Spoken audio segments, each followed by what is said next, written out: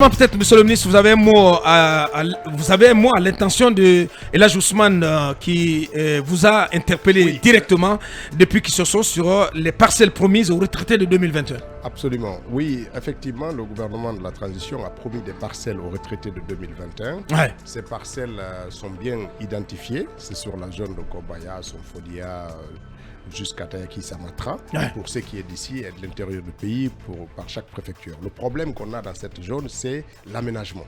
Il faut arriver à morceler, ça coûte énormément d'argent.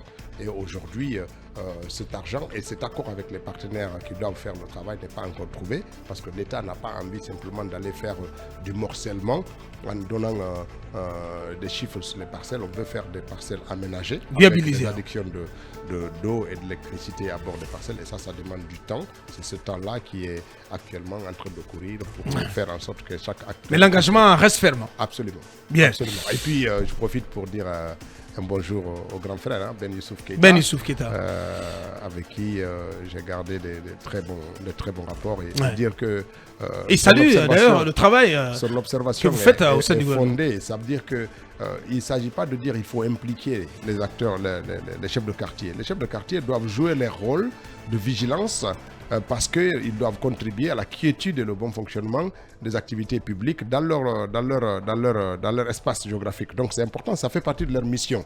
Lorsqu'un chef quartier, un président de district, un chef de secteur voit une activité prohibée dans son endroit, il est de sa responsabilité de remonter cela. C'est comme si vous voyez un accident et puis vous continuez votre chemin. Je pense que c'est très important de dire ça aux chefs de quartier. C'est aussi leur rôle. C'est même voir un citoyen jeter des ordures dans la rue. Comme c'est prohibé, il est de la responsabilité de ceux qui sont témoins, chefs de quartier, chefs de secteur, d'alerter pour que ces pratiques-là s'arrêtent. Mais ça veut dire que c'est le concours de tous les acteurs. Il ne faut pas qu'ils oublient qu'ils sont aussi des maillons de l'État. Et ça, c'est important. Bien. Mamadou Ouri Diallo. Alors, monsieur le ministre, on va parler à présent de la tournée du PM, à l'intérieur, notamment dans la zone de Bouquet. Je crois que sur certaines étapes, vous devriez être avec lui. Il a dit que c'était pour un peu être en harmonie avec les recommandations du président, d'être au plus près des chantiers. Qu'est-ce qu'on peut donc retenir justement de cette première étape et quelles peuvent être, si vous voulez, les actions suivantes? D'abord, j'étais avec lui. On était ensemble dans la tournée à Bouquet. Être auprès des réalisations, ça veut dire simplement aller de visu, constater l'évolution des chantiers et échanger avec les acteurs. Ce déplacement du Premier ministre et de certains membres du gouvernement a permis, par exemple, d'aller interroger directement les entrepreneurs, s'assurer que ceux-ci sont entrés en possession de l'argent, les avances de démarrage, les paiements régulièrement, pour que les chantiers ne s'arrêtent pas. Plus souvent, nos activités, les réalisations de l'État se sont arrêtées parce que les aspects financiers n'ont pas suivi et les entrepreneurs n'arrivent pas à évoluer. Et là, c'est souvent, ça ne remonte pas. Nous avons hérité de plusieurs chantiers qui étaient octroyés et pour lesquels les décassements n'ont pas suivi et qui étaient à l'arrêt.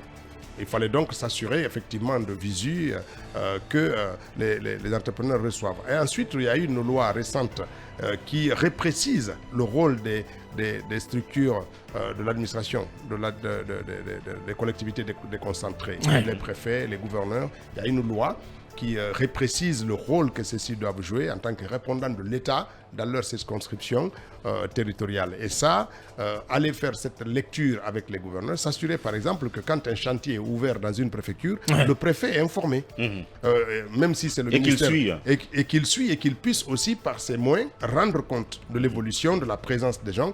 Et puis, il y a une nouvelle responsabilisation de ces acteurs sur les fonctionnaires qui sont dans les territoires déconcentrés. Donc, il ne faut pas que l'enseignant de la préfecture croit qu'il ne peut rendre compte qu'au ministre de l'enseignement ou au directeur préfectoral d'éducation, que le préfet aussi assume son rôle de surveillant, de gardien de la bonne continuation et de la bonne application des dispositions de la loi et de la présence des fonctionnaires. Donc faire une forme de relecture pédagogique des nouvelles charges qu'incombe à ces autorités-là.